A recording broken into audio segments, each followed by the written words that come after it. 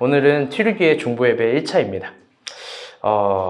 지구 저 끝에서부터 봄을 끌어오시는 하나님의 은혜가 우리의 구석진 삶에도 그리고 튀르기의 고난의 현장에도 함께하기를 안녕으로 인사합니다.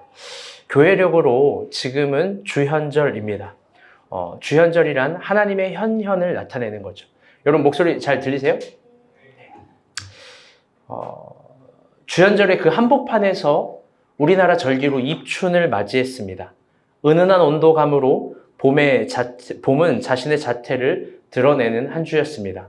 그런데 불과 지난주만 해도 모든 것들을 찢을 것 같은 강추위가 있었습니다. 흔히 말하는 꽃샘추위죠. 꽃샘추위. 여러분 근데 꽃샘추위란 뭘까요? 이게 딱 언뜻 듣기에는 꽃 피는 것을 시샘해서 바람이 추위를 몰고 오는 것 같은 뜻입니다. 이게 하울링이 좀 심해서 조금만 줄여주세요. 네. 그러나 한국의 기후라는 책을 쓴 이현영 박사님은 꽃샘추위를 바람의 시샘으로 해석하는 건 적절하지 않다라고 이야기를 합니다. 그 이유는 강렬한 추위, 날카로운 바람, 이 모든 것들이 없으면 기후 메커니즘상 꽃들이 흔들리면서 일어나는 건데 꽃들이 일어날 수가 없다는 거예요. 그래서 꽃샘추위를 바람의 시샘이 아니라 세움으로 이야기를 합니다. 바람의 세움. 번역한즉 꽃샘추위가 아니라 꽃세움추위. 이게 사실은 기후학적으로 더 맞다라는 거죠. 생각해보니 탁월한 해석입니다. 우리도 고난, 아픔, 막힘, 좌절, 날마다 우리를 바람처럼 찍고 때리는 그런 강추위들이 있습니다. 매일이 그렇고요. 매 순간이 그렇습니다. 그런데 그런 아픔과 고난이 우리의 삶에 머금고 신기하게도 우리의 삶은 그것으로 말미암아 새로워집니다. 그리고 그런 추위를 맞이할 때마다 우리가 7번 넘어지나 8번 일어나면서 우리의 삶이 세워집니다. 깊게 한번 생각해 봅시다. 우리를 불편하게 하는 고난이 없다면, 우리를 아프게 했었던 그런 고통이 없다면 우리 삶의 극명한 아름다움도, 독특함도, 강렬함도, 강인함도, 여러분 그 어떤 것도 탄생할 수 없는 겁니다. 여러분 검을 만들 때 한날 검은 만들기가 그래도 좀 수월합니다. 그런데 양날 검을 만들 때 장인이 검을 치는 횟수는 2배가 아니라 4배라고 합니다. 철이 날카로워지기 위해서는 수만 배를, 양날검을 만들기 위해서는 더 많이 때리는 겁니다. 무디고 뭉툭한 철이 아주 예리한 검이 될 때까지 때리는 그 주철 과정은 여러분 수많은 고통입니다. 이 세상 사람들이 자기를 발전시키는 걸 한날검이라고 한다면 어쩌면 하나님이 우리를 또 세우고 독특하게 하고 강렬하게 하고 힘있게 하는 건 양날검에 더 많은 고난인지 모릅니다. 하나님은 우리에게 고난을 분명 주십니다. 아픔도 주십니다. 훈련도 하게 하십니다. 그런데 그것들이 우리를 무너뜨리거나 우리를 시샘해서 그런 것이 전혀 아니라 우리를 세우기 위해서입니다. 더 예리해지게, 더 강렬해지게. 아멘? 하나님이 우리를 고난을 주신 이유는요, 우리가 더 세워지고 우리가 더 우리다운 사람이 되게 하기 위해서입니다. 요즘은 하나님 앞에서 강인했던 사람들이 그리워지는 시대입니다. 이런 말 서운하게 듣지 마시고요. 저를 포함 요즘은 모두 다 나약한 사람들의 천국입니다. 조금만 아프고 조금만 힘이 겹고 조금만 지치면 너도 나도 없이 원망하는 걸 신앙으로 배운 거 아닌지 우리 생각해 봤으면 좋겠습니다. 하나님 앞에 나갈 수 있지만, 누구나 하나님께 기도할 수 있지만 하나님도 믿음직한 사람이 필요한 법입니다. 적어도 우리가 본 교회는 하나님이 인정할 정도로 강인해집시다. 아멘. 본래 오늘 예배는 성지순례 헌신 예배였습니다. 그런데 이름이 바뀌었습니다. 튀르기의 중보 예배로요. 그 이유에 대해서는 설교 결론에 한번 이야기해 보려고 합니다. 튀르기에 심각한 일들이 한 주 동안 있었습니다.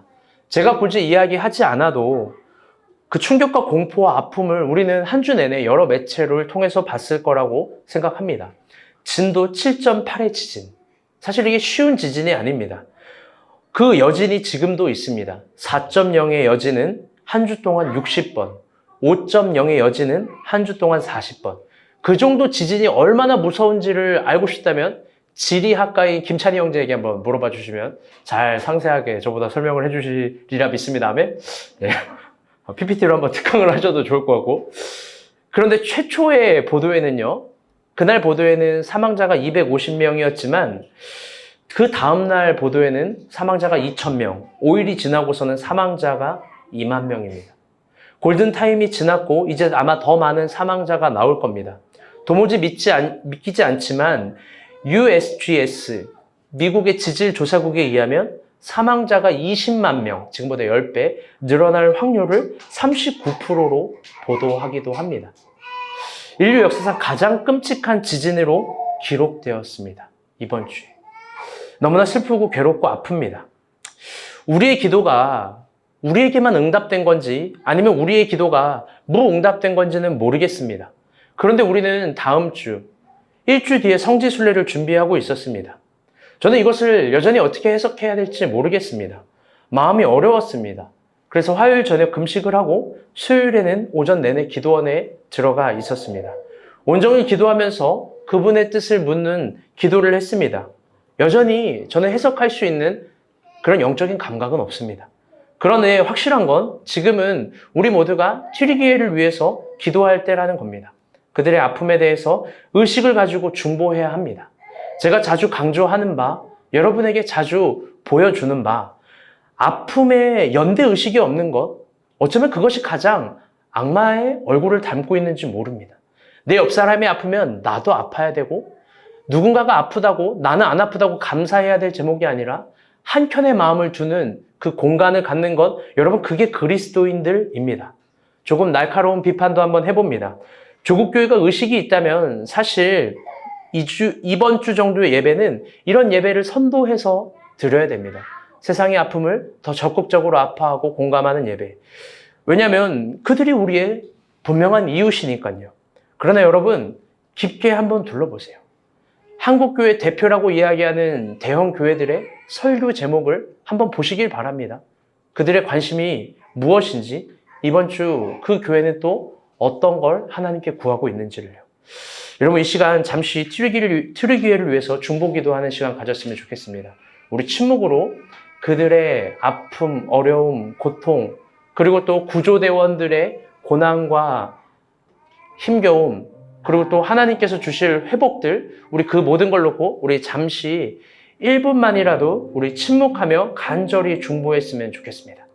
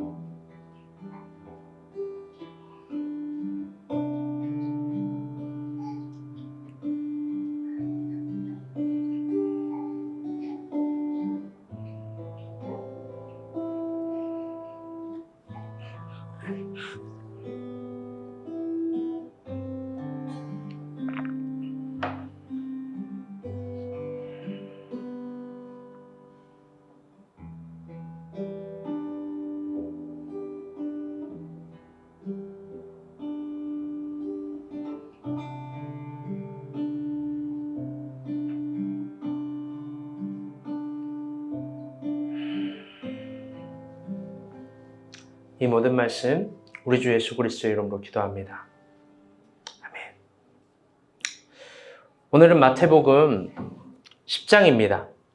한 주 동안 마태복음 큐티는 어떠셨는지요?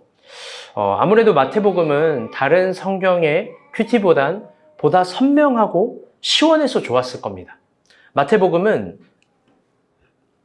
제자도에 대해서, 기도에 대해서, 구제에 대해서 그리고 또 신앙에 대해서, 전도에 대해서 아주 정확하게 이야기를 해줍니다. 그런데 여기에 모순도 있습니다. 참 아이러니하게도 사복음서 중 마태복음이 그렇게 선명한 각을 이야기하고 있고 선명한 진리들이 나열되니 우리는 가볍게 생각하고 쉽게 생각하고 마음에 들지 않으면 접어서 버린다라는 겁니다. 마태복음은 단순한 걸 이야기하고 있는데 그것들이 그냥 머리와 마음에 시원함을 주고 나의 삶과 나의 신앙의 실현으로 생각하지 않는다라는 겁니다. 그럼 우리는 모두 가볍게 여깁니다. 마치 비유를 들었는데요. 어머니가 차려주는 밥같이 말입니다. 사실 그건 식당밥과 비교할 수 없는 숭고한 가치, 정말 소중한 법인데 우리는 어머니가 차려주는 밥을 가볍게 여깁니다. 제가 제 딸 미소를 보니 그렇습니다. 하루 종일 헤라 사모가 미소 먹을 걸 위해서 고민하는데 미소는 안 먹어. 하나로 끝납니다. 헤라사면 얼굴이 울그락불그락이 됩니다. 저만 중간에서 어렵습니다. 오늘 큐티 본문도 여러분 마찬가지입니다. 허연이 어머니 저는 다 먹습니다. 걱정 마세요. 어머니가 해주는 거. 너무나 소중한 본문인데 우리는 이걸 가볍게 갖다 버립니다. 그렇기에 값비싼 은혜를 값싼 가치로 여기는 거죠. 오늘 본문의 내용은 무엇일까요? 결론적으로 이야기하면 그건 관계의 신앙입니다. 관계의 신앙. 그러나 예수님이 오늘 본문에서 알려주고 싶었던 그 관계의 신앙은 당시 예수님을 둘러싸고 있었던 관계의 수많은 관계의 일반론을 이야기하는 게 아닙니다. 오늘 본문에서 예수님이 말하는 관계의 신앙은 예수님과 직접적으로 관계를 맺었던 유일한 공동체인 12제자와 예수님과의 관계를 말하는 관계의 신앙입니다. 예수님의 이 가르침을 이해하기 위해서는요, 우리는 마태복음 10장이 어떻게 구성되어 있는지를 조금 면밀하게 구체적으로 살펴보아야 됩니다. 그 이유는 아주 특이하게도요, 마태복음 10장은 어떤 한 가지에 대해서 서론, 본론, 결론으로 쭉 정확하게 이어져 있기 때문입니다. 보통의 마태복음 서는요, 한 장에 3가지 내용, 4가지 내용, 많게는 6가지 내용도 있는 법인데 10장만큼은 독특하게 한 가지 내용으로 이루어져 있습니다. 우리 본문 1절부터 4절 말씀 한번 봅시다. 시작. 예수께서 그의 12제자를 부르사 여러 귀신을 쫓아내며 모든 병과 모든 약한 것을 고치는 권능을 주시니라. 12사도의 이름은 이러하니 베드로라 하는 시몬을 비롯하여 그의 형제 안드레와 세베대의 아들 야고보와 그의 형제 요한, 빌립과 바돌로메, 도마와 세리마테, 알페오의 아들 야고보와 다데오, 가나나인 시몬이 바르니다, 곧 예수를 받은 자라. 아멘. 참 재미있게도 마태복음 10장은요, 예수님의 12명의 이름을 명시하는데요. 이게 사실 독특한 겁니다. 우리는 생각할 때 처음부터 예수님이 12제자를 뽑았다라고 생각을 합니다. 그렇게 갈릴리 사역을 했다고 생각하지만 면밀히 시간의 역순으로 구성되어 있는 마태복음 10장을 보게 되면 갈릴리 사역의 정점에 그들을 선별하고 특별하게 뽑은 겁니다. 우리가 볼 땐 어부, 세리, 그저 그런 사람들인 것 같지만, 그래서 내 주변 사람들로 채운 것 같지만 그렇지 않고요. 수많은 예수님의 사역의 정점 속에 아주 특별한 사람들을 어떻게 보면 직접 찾아가시고 고르신 겁니다. 그래서 마태복음 10장은요, 제자도에 관한 이야기입니다. 제자가 어떤 사람인지, 제자는 무슨 존재인지, 그게 10장의 전체 구성 내용입니다. 마태복음 예수님은 10장에서 제자들이 제자들에게 2가지 교훈을 이야기하십니다. 첫 번째는요, 예수님의 제자이기에 받는 축복에 대해서, 권능에 대해서 이야기를 해줍니다. 그게 마태복음 10장 5절부터 16절입니다. 찾아보지 마세요. 요약해 드릴게요. 내용은 이런 겁니다. 예수님 이름으로 권능을 받고 귀신을 내어쫓고 기적을 경험하고 축복을 받는다는 거죠. 다들 우리 이 지점은 너무나 환호합니다. 예수님이 10장에서 제자들을 부르시고 2명씩 파송해서 갈릴리로 보내시는데 막 축복된 말을 하는 거예요. 너네 가면은 내 이름으로 권능도 행하고 치유도 행하고 밥도 먹을 거고 사람들에게 환호도 받을 거야. 이 지점을 너무나 좋아합니다. 그런데 동시에 17절부터 21절은요, 예수님을 따르는 제자들이기 때문에 받는 고난에 대해서도 이야기를 해줍니다. 그거는요, 그들이 예수를 믿기에 미움을 당하고 공회에 끌려가고 그리고 고난에 대해 육체적인 고난을 받는다는 거죠. 심지어 아주 처참한 상태도 갈 수 있다는 거예요. 그리고 다들 이 지점은 거절합니다. 마태복음 10장은 12제자를 부르시고 균형감 있게 제자들에게 제자이기에 받을 수 있는 고난과 영광에 대해서 이야기를 해주는 거예요. 그런데 오늘 본문은 그 제자도의 굵직한 결론이에요. 이 28절은. 그 제자도를 쭉쭉쭉쭉 나열하면서 그 제자도의 굵직한 결론을 이야기하시는데요. 이런 얘기를 하시는 거예요. 좀 불편할 수도 있습니다. 볼까요? 28절입니다. 시작.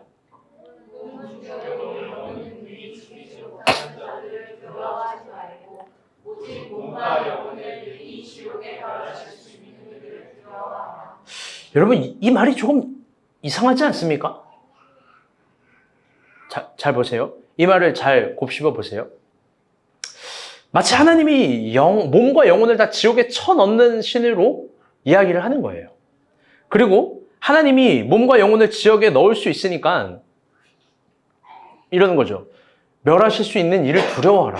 하나님을 두려워해야 되는 이유를, 야, 하나님이 이런 분이니까 두려워해야 되는 거야 같은 거예요. 협박 같기도 하고 겁박 같기도 합니다. 그리고 또 굉장히 몰아세우는 중인 거죠. 제자들을 불러놓고. 한번 물어봅시다.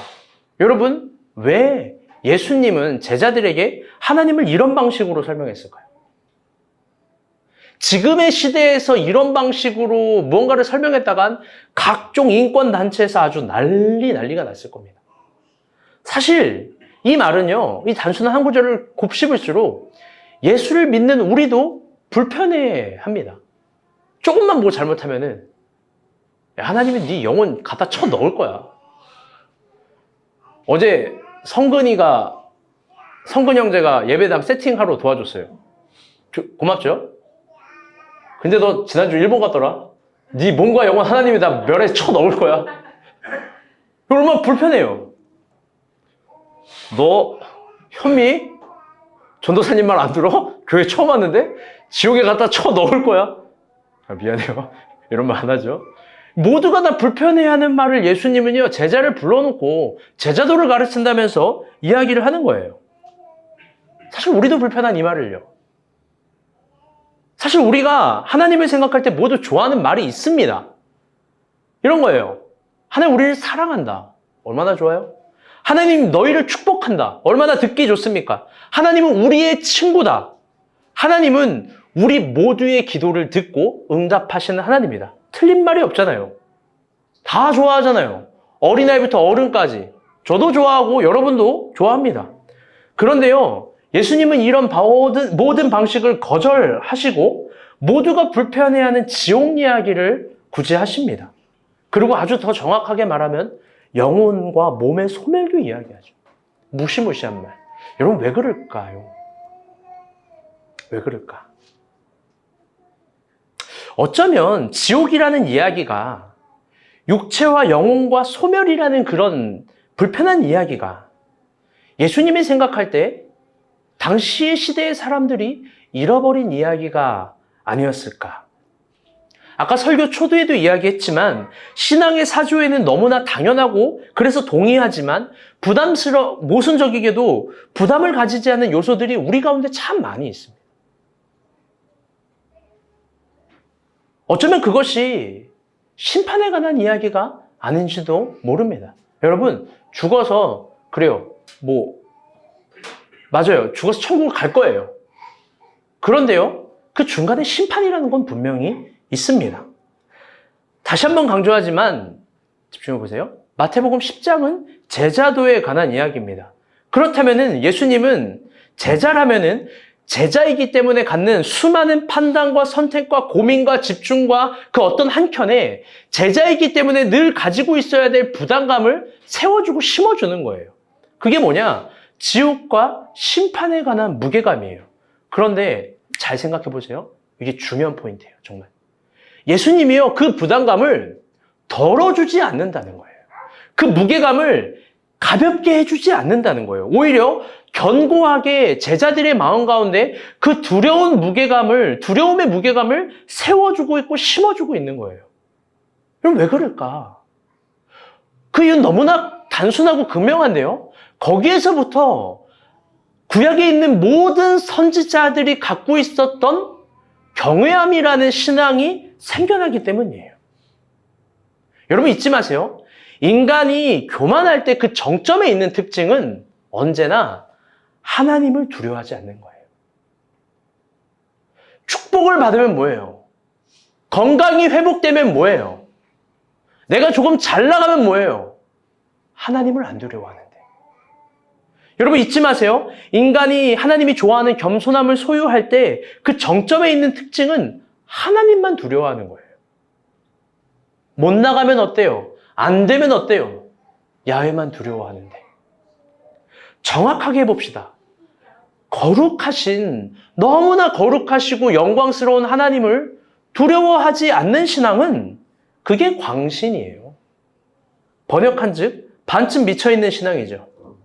여러분들 오해하지 마세요. 이건 죄의 문제가 아니에요. 신앙의 문제입니다. 오히려 예수님은 죄로 인해서 인간이 갖고 있는 중죄감과 억압감과 정죄감, 여러분 여기에 대해서는 적극적 자유함을 주시려고 막 다가가요. 요한복음 6장을 보면 현장에서 가늠하다 잡혀온 여인에게도 땅바닥에 글씨를 쓰면서 나도 너를 정죄하지 아니한다 라고 말을 할 정도로 적극성을 갖고 있습니다. 거기에 대해서는 인간의 무게감을 덜어줘요. 왜 그래요? 인간이 갖고 있는 죄가 가볍다라는 게 아니고 그 죄의 결과가 의미 없다라는 게 아니라 예수님이 그것을 담당하셨기 때문에 그런 거예요. 여러분, 그런데 하나님을 경외하는 신앙, 하나님을 두려워하는 신앙, 여러분 이거에 대해서는요, 그리고 그 신앙을 세우는 두려운 무게감에 대해서는 절대 무게감을 줄여주지 않아요. 그것이 예수님이 몸소 보여주신 십자가입니다. 여러분 잘 봐요. 예수님이 마태복음, 마가복음, 누가복음, 요한복음 마지막 끝자락 3장 앞에서 진짜 두려워하고 있는 게 뭔지. 그건요, 단순히 십자가를 지고 고난을 받고, 아니요. 그걸 넘어서 그 뒤에 있는 하나님의 존재와 하나님의 뜻이에요. 예수님이 죽음의 순간까지 하나님을 가장 공경하고 두려워하고 사랑하는 그런 경외의 신앙을 보여준 거예요. 여러분, 십자가 신앙은 다른 게 아니라 하나님을 경외하는 신앙인 거예요. 여러분, 예수님이 제자들에게 적극적으로 이 두려움의 신앙을 세우기를 원하는 거, 그거는 막 과학적으로 가스라이팅을 하는 게 아닙니다. 그렇게 전혀 아닙니다. 두려워해야 될 존재를 두려워하고 그 두려워해야 될 신앙의 무게감을 바로 세움으로써 예수님은 제자들이기 때문에 두려워하지 말아야 될 것들에 대해서 정확하게 선별해 주시는 거예요. 그럼 뭡니까? 하나님만 두려워하고 그 이상의 것들은 유연해 줘 보라는 거죠. 하나님을 두려워하면 세상의 유혹이 두려워하지 않고 하나님만 두려워하면 세상의 시선이 두려워하지 않다라는 걸 너희들 가운데 몸소 예수님도 보여주고 도전하는 거예요. 전도서 큐티를 할 때 제가 그런 얘기를 했어요. 잠언의 전도자가 이 세상에서 가장 똑똑하다는 그 지혜의 왕이 시작을 이렇게 열어요. 헛되고 헛되며 헛되고 헛되니 모든 것이 헛되도다. 그가 인생의 모든 에너지와 지혜의 절정으로 깨달은 건 단순한 허무주의가 아니에요. 문법적으로 표면만 보면 그렇지만 제가 그 헛됨을 히브리어로 헤벨이라고 이야기해 줬어요. 헤벨. 그건 뭐예요? 안개와 수증기라고 그랬어요. 안개와 수증기가 거치면 참된 것이 보이는 법입니다. 즉, 전도자는 참된 것을 봤기 때문에 헛된 것을 표현한 거고 참된 것을 잡았기 때문에 허무한 것들을 놔주는 걸 전도서에서 적극적으로 표현한 거고 참된 것을 주머니에 넣었기 때문에 허무한 걸 내보내는 중이었어요. 그렇기 때문에 다 헛되고 참된 것, 그게 뭐냐? 여호와 경외하는 신앙이라는 거예요. 전도서 12장 8절을 보면은 일의 결국을 들었으니 헛되고 헛되며 헛되고 헛되니 모든 것이 헛되도다. 그런데 여호와를 경외하고 사람은 자기 본분을 지킬지니라. 헛되지 않은 단순한 걸 깨달은 거라고요. 사랑하는 여러분, 하나님 두려워하는 신앙, 그거 헛된 거 아니에요. 그게 가장 선명하게 볼 것들을 보게 해주리라 믿습니다. 아멘? 저는요, 요즘에요, 미소 때문에 미치겠습니다. 미소가 자는지 모르겠는데 안 자요? 어떡하지? 이쯤 잘 줄 알았는데. 이번 주에요, 미소라는 자매가요, 어떤 남성과 손을 잡고 사진을 찍었어요. 그걸 제 아내가 인스타에 올리는 순간 한 교인 반 정도가 다 저한테 연락을 하는 거예요. 어떡하냐고. 박목자는 혼자 카페에 있으니까 혼자 키득키득 웃어요. 이거 봐라. 이거를 난 내 아내를 통해서 한 게 아니라 박목자를 통해서 알았어. 내 눈이 커있어. 이게 뭐야? 이게 뭐냐고. 그래 막 아내한테 전화를 했어요. 물어보니까 그 남자 이름이 태희래요. 태희. 근데 임태형 간사 동생이냐 그랬어요. 어린이집 선생님이 이런 말을 했대요. 남자가 손을 잡은 게 아니라 미소가 먼저 잡은 겁니다. 제가 놀라서 물어봤어요. 그러니까 정확하게 해줘야 되는 거예요. 어머니, 태희가 미소를 좋아하는 게 아니라 미소가 태희를 좋아합니다. 전 믿을 수가 없었어요. 내 딸이 남자 손을 먼저 잡았는데 그 아이를 좋아한다고? 찬이야, 정연아, 이거 어떻게 해야 되는 거야? 이거 어떻게 해야 되는 거냐고, 여러분. 그런데 너무 슬프게도, 화가 나게도 그 태희는 미소한테 관심이 없대요. 제가 미소에게 물어봤어요. 미소야, 저 할머니 눈이 제일 커졌어요. 미소야, 아빠가 좋아? 태희가 좋아? 그러니까 미소가 침착하게 오더니 제 눈을 딱 쳐다봐요. 그래서 이런 말을 합니다. 태희. 제가 물어봤어요. 제가 그때 사실요, 온 가슴이 무너지는 기분이에요. 있는 그대로 그냥 표현해볼게요. 멋진 척 안 하고. 수많은 고난과 역경들이요, 사실 저 스타일을 알겠지만 저는 안 무너져요. 고난과 역경이 오면 더 강해지는 이상한 스타일이에요. 나 이거에 절대 안 쫄아. 안 무너져. 내가 더 똑똑해질 거고, 더 강인해질 거고, 더 이걸 이겨낼 거야. 라는 스타일인데, 여러분, 가슴이 녹아요, 막. 진짜로. 온 마음이 막 녹아내리는 거예요. 그래서 제가 물어봤어요. 태희가 왜 좋아? 그러니까 정말 수줍은 모습으로 그 가사말에 그거 있잖아요. 너의 모습에서 보고품을 달래보고 그리움을 달래보는 너의 모습으로 이러는 거예요. 이게 하이라이트예요. 태희? 그건 그냥 좋아. 여러분, 제가 감정이요, 이상해요. 이게 미소가 저를 전혀 고려하지 않는 거예요. 이 질문을 하는 이글이글거리는 아빠의 눈빛은 쳐다도 안 보고 지금 솔직하게 다 이야기를 하는 거예요. 그건 그냥 좋은 사랑이라는 거예요. 여러분, 당해보세요. 이런 표현 오해하지 말고 이게 기분이 얼마나 더러운가 한번 당해보셔야 돼요. 그런데 아내는 귀엽다고 미소야 어떻게 이랬는데 나는 이거 잠도 못 자겠는 거야. 저는요, 생각을 했어요. 이거 어떻게 해야 되나? 어떻게 해야 되나? 여러분, 물어볼게요. 제가 미소의 사랑을 다시 되찾아오기 위해서 여러분, 태희를 때리는 게 바른 방법일까요? 너 나와봐. 너 나와. 아니면은요, 여러분, 미소의 마음을 돌이키기 위해서 여러분, 미소를 때리는 게 바른 방법일까요? 미소를 그 자리로 다 삭발시키고 한복 입혀가지고 청학동에 보내고, 여러분, 이게 바른 방법일까요? 김찬이 고개를 끄덕이는데 딸 한 번 낳아봐. 네가 어떻게 하는지. 찬이 형제 뭐라 했는지 알아요? 자기는 딸을 낳으면은 중고등학생 되면 무조건 긴팔 긴바지에 목도 피부에 안 내보내고 친구랑 6시 이후에 누가 어딜 간다. 아빠가 바보냐? 이러면서 할 거래요. 당해보세요, 이 기분이 어떤지. 여러분, 근데 이게 어떻게 할 수가 없는 거예요. 왜 그런지 알아요? 딸들 잘 들어봐요. 이건 그냥 좋은 사랑이기 때문에 그래요. 예, 심각합니다. 제가 진짜로 밤에 잠이 안 오는 거예요, 새벽에. 잠이 안 와가지고 제가 서재에 들어가가지고 이런 생각을 했어요. 앞으로 이런 일이 수천 번이 반복될 텐데, 아니, 그냥 좋은 사랑이 수백 번, 수천 번이 이제 반복될 텐데, 좋은 아빠의 모습은 어떤 모습일까? 멋진 아빠의 모습은 어떤 모습일까? 그냥 그건 좋은 사랑 앞에서 바른 아빠의 모습은 어떤 모습일까? 여러분, 어떻게 해야 되는 걸까요? 때려서 되는 차원이 아니잖아요. 내가 누군가를 죽여서 되는 차원이 아니라고, 이게. 제가 한참을 고민하다가 중요한 깨달음을 얻었어요. 누구에게서 얻었냐? 저희 어머니로부터 얻었어요. 쉽게 표현하면 지금도 몰라요, 미소는 아빠가 어떤 마음으로 이런 설교를 하는지. 그건 결론적으로 이야기하면 좋은 아빠의 모습은 이럴 때 아버지로서의 최대의 권리이자 최대의 의무를 사용해 보는 거예요. 저희 어머니가 저에게 그래요.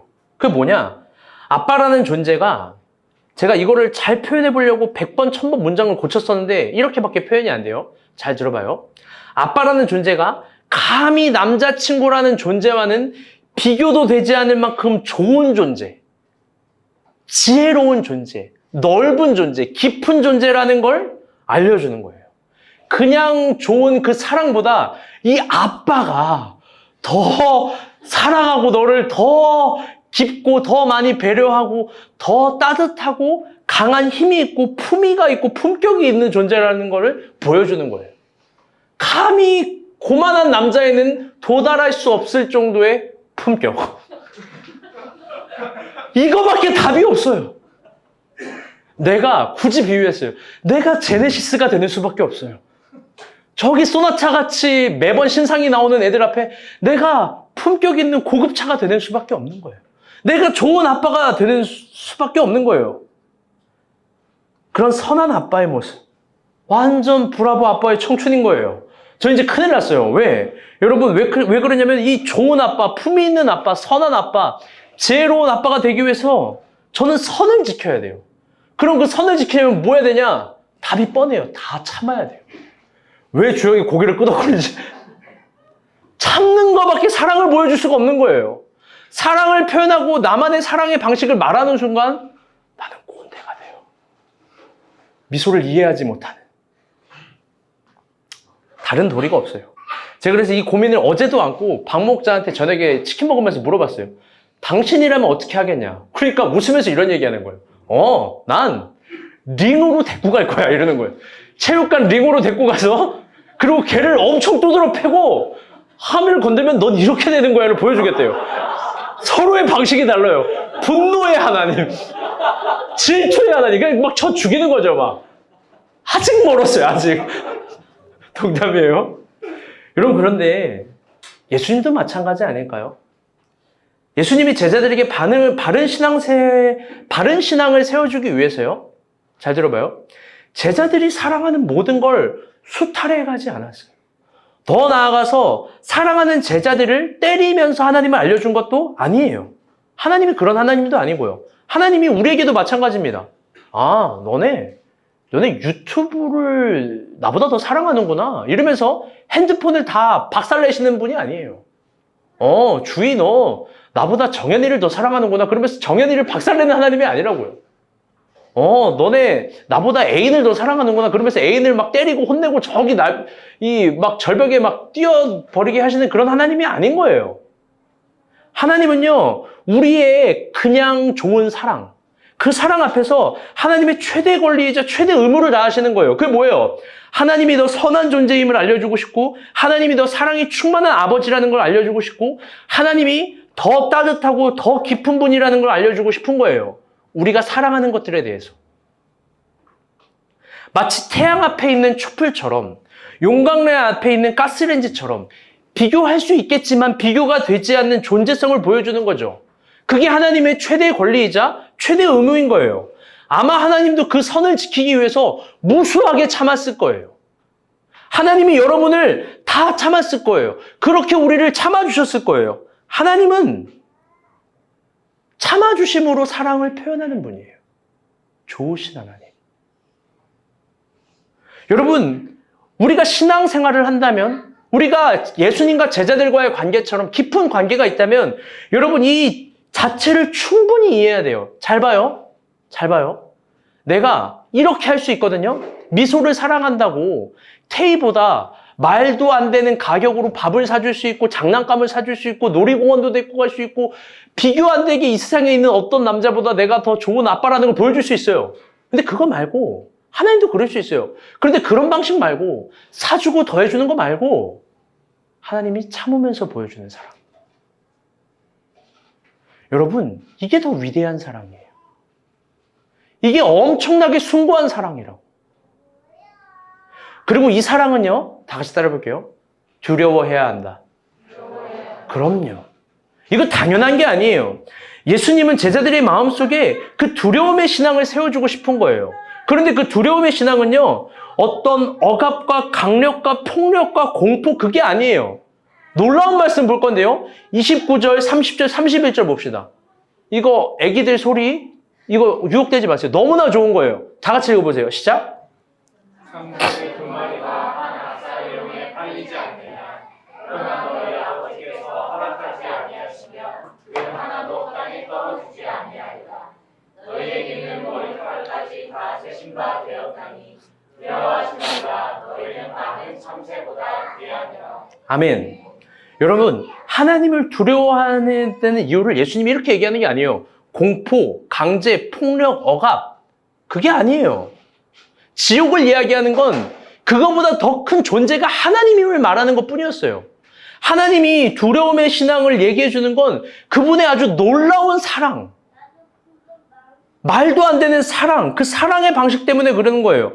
그 섬세한 사랑, 풍성한 사랑, 완전한 사랑, 머리카락도 셀 수 있고 참새 한 마리가 2데나리온에 팔리는 그것까지 알고 있는 사랑, 그걸 알려주는 거예요. 그렇기 때문에 동시에 하나님의 사랑을 알기에 역설적으로 하나님의 사랑을 두려워하라는 겁니다. 제가요, 두려웠던 순간이 저희 아버지를 통해서 한 번 있어요. 아버지를 통해서. 근데 이런 간증 처음 하는데 아마 저희 어머니도 모르실 텐데, 제가 중학교 때 한 번 큰 사고를 친 적이 있어요. 이게 진짜 큰 사고예요. 공개할 수는 없어요, 이 사고를. 대형 사고예요. 대형 사고를 치고 학교에서 부모님을 모셔오래요. 제가 초등학교 때도 한 번 사고를 쳤는데 어머니를 모셔왔다가 제가 아버지한테 더럽게 맞았어요. 그래서 어머니 불러오면 난 또 맞아 죽겠지 생각이 들었어요. 그래서 어떻게 했냐, 남자 대 남자로 승부를 봐야 된다. 그래서 아버지를 불렀어요. 아버지가 딱 오셨어요. 아버지가 오셨는데 그 사건을 다 들으시고 그 선생님과 학부형에게 이런 말을 했어요. 제가 책임집니다. 그리고 진짜 아빠가 어떻게 해결했는지 난 몰라요. 그거 멋있는 거야, 사실. 나는 너무 고마운 거야.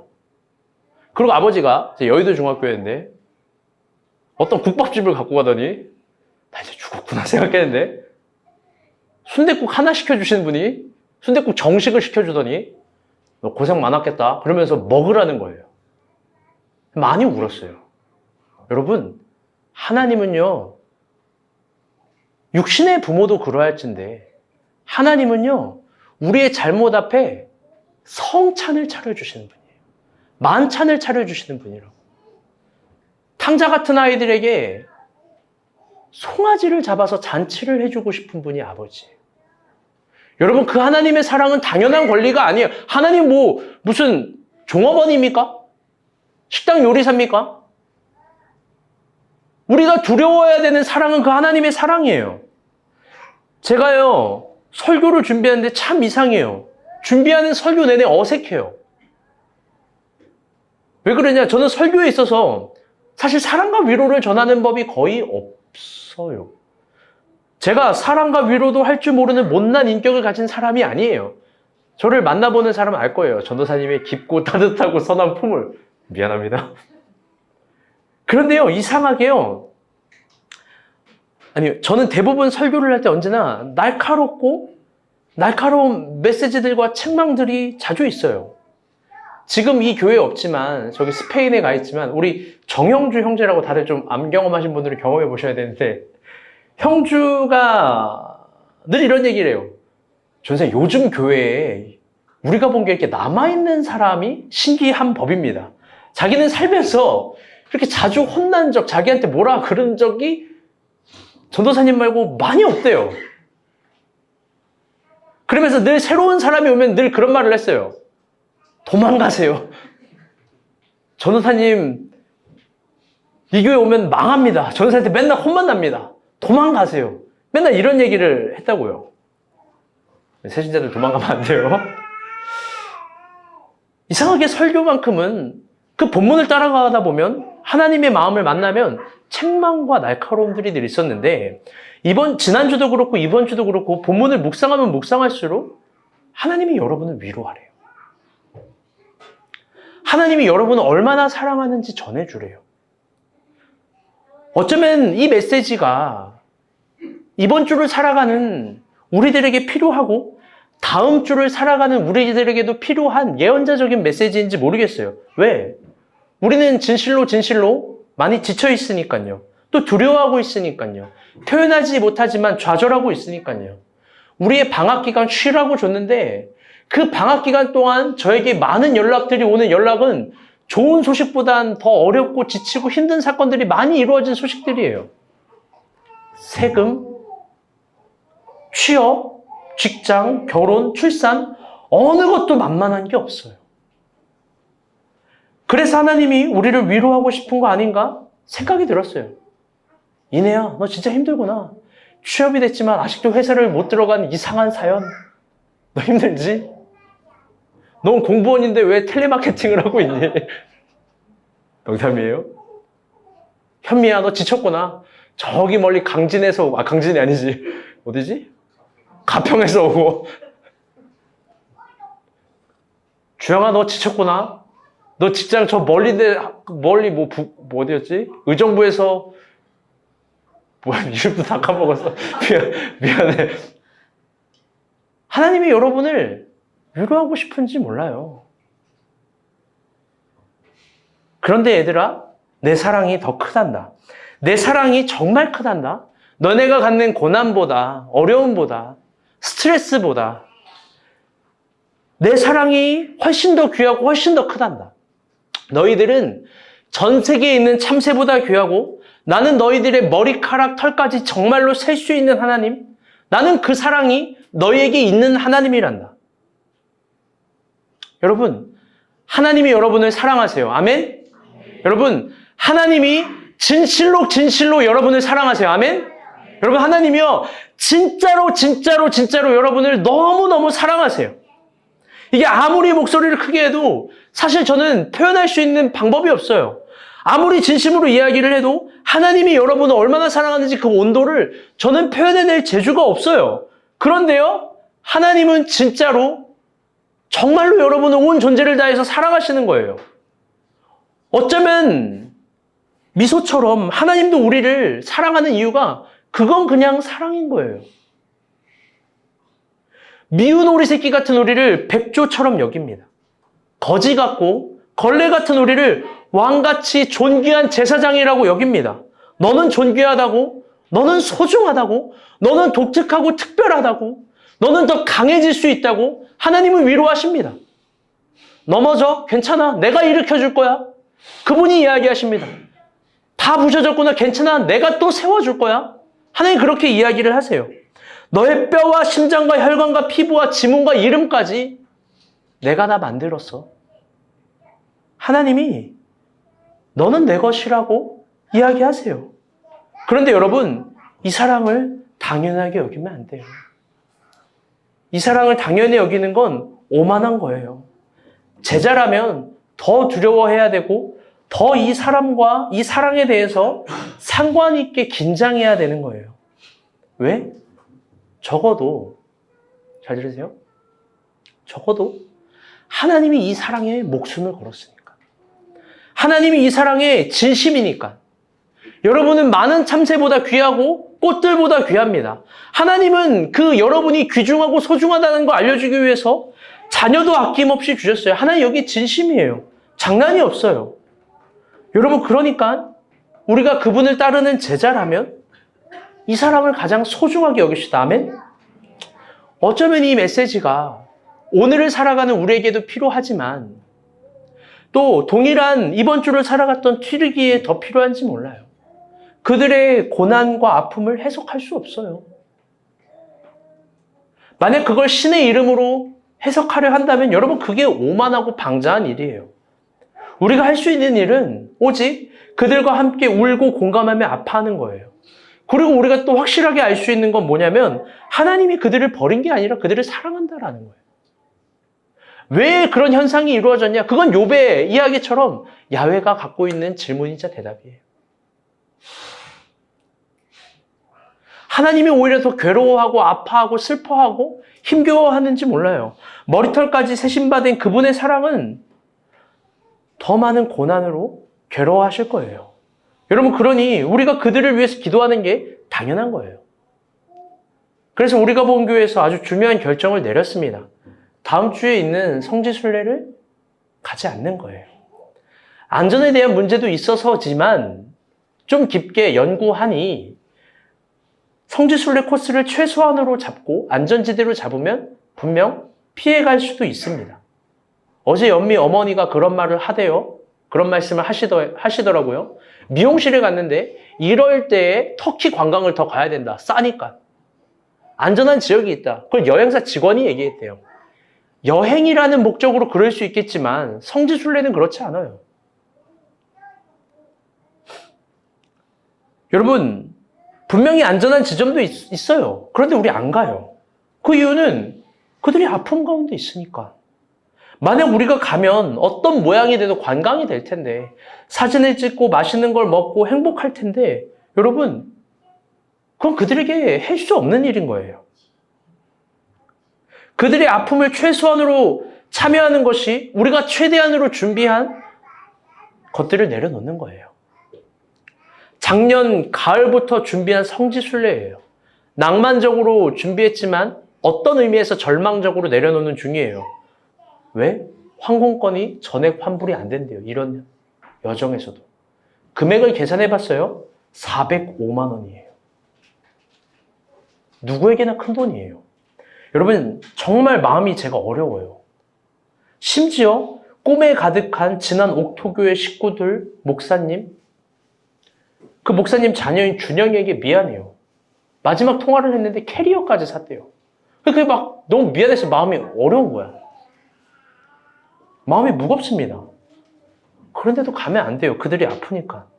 그래서 오늘 예배를 튀르기의 중부예배 1차로 바꿨습니다. 앞으로 3주간 중부예배를 드릴 건데 3주 동안 우리가 본 교회 헌금의 10분의 1을 그들에게 전달하려고 합니다.